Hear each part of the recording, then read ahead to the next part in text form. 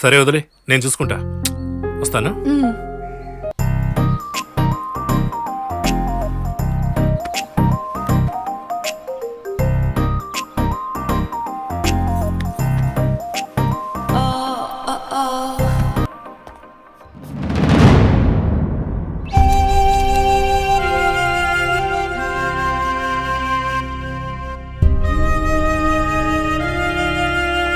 ప్రేమగా ఉండేవారు.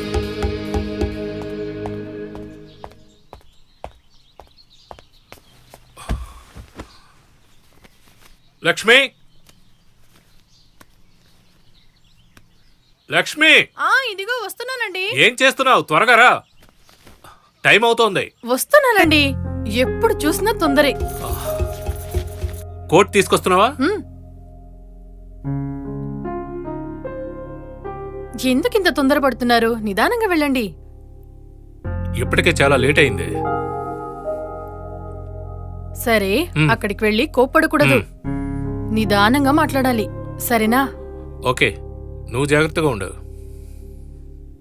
రీచ్ అయిన వెంటనే కాల్ చేయండి. చూసి జాగ్రత్తగా వెళ్ళండి. రమేష్ సార్. బండి రెడీయా? సార్, బండి క్లీన్ చేయడానికి లేట్ అయింది.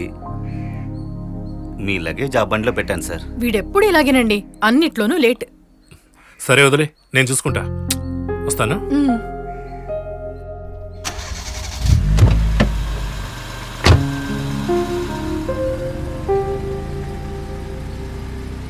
ఒకరోజు మా ఓనర్ బిజినెస్ విషయంగా ఫారిన్ ట్రిప్ బయలుదేరి వెళ్లారు. సడన్గా ఏమైందో తెలియదు కానీ ఫారిన్ ట్రిప్ క్యాన్సిల్ చేసుకుని ఇంటికి బయలుదేరి వచ్చారు. వచ్చిన వెంటనే కోపంగా లోపలికి వెళ్లారు.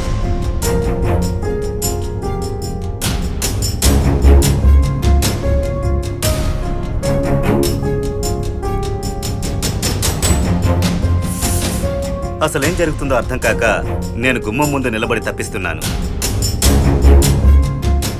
ఇంట్లోకి వెళ్లిన వ్యక్తి కాసేపట్లో తన వైఫ్ను తీసుకుని లగేజ్తో బయటకు వచ్చారు. ఈ ఇంటి దస్తావేజులు, ఆయన కారు, డబ్బు అన్నీ ఇచ్చేసి ఈ దేశాన్నే వదిలి వెళ్లిపోతున్నామన్నారు. ఆయన వెళ్ళింది కూడా నాకు పెద్దగా ఏమనిపించలేదు. కానీ ఆయన వెళ్లేటప్పుడు తన ఆస్తులు మొత్తం నాకు ఇచ్చి వెడతారని నేను అస్సలు ఊహించలేదు.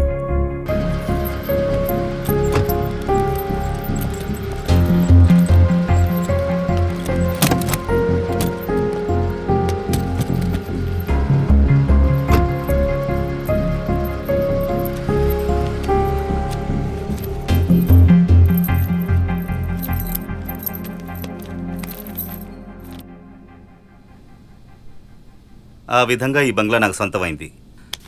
అప్పటినుంచి ఈ బంగ్లాని షూటింగ్కి అద్దెకిస్తున్నాను. బంగ్లానే ఇచ్చేసి వెళ్ళారా? జీ సచ్చి బోలియే, క్యా హువా? రా చెప్తాను. వస్తాను.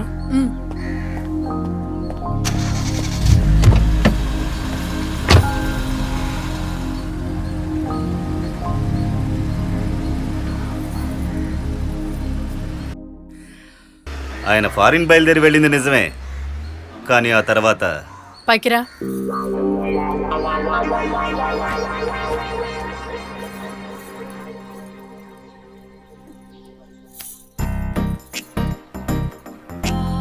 ఏంటి అక్కడే నిలబడ్డావు?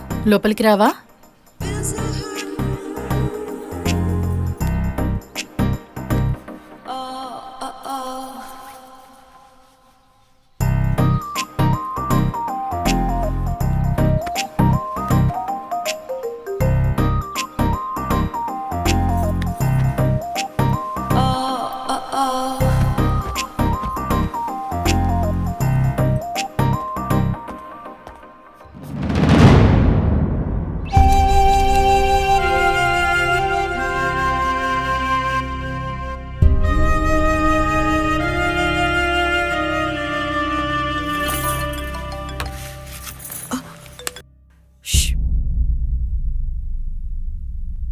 చెప్పండి డియర్. ఎయిర్పోర్ట్కి బండి పంపించు. ఎందుకు? ప్రోగ్రామ్ క్యాన్సిల్ అయింది. ఓ అలాగా. ఎవరిని పంపించాలి? రమేష్ని పంపు. రమేష్నా? ఓకే. అయ్యో, బయలుదేరా, ఎయిర్పోర్ట్కి రమ్మంటున్నాడు.